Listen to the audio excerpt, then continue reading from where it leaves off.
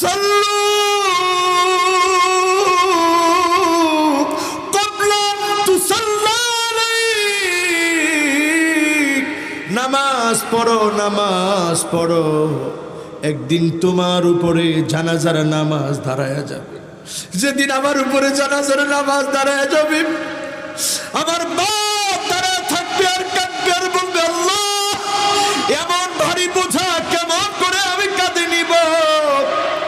আবার কখনো বাপ খাটিয়ার মধ্যে শুয়ে থাকবে, সন্তান খাটিয়াটা কাঁধে নিবে আর বলবে, আল্লাহ আজকে থেকে তো বাপ হারা হয়ে গেলাম, মা হারা হয়ে গেলাম।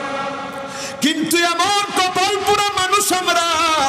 সাল্লু ক্বাবলা তুসাল্লা আলাইক, নামাজ পড়ো, নামাজ পড়ো, একদিন নামাজ দাঁড়ায় যাবে, চাইলেও আর নামাজ পড়তে পারবেন না।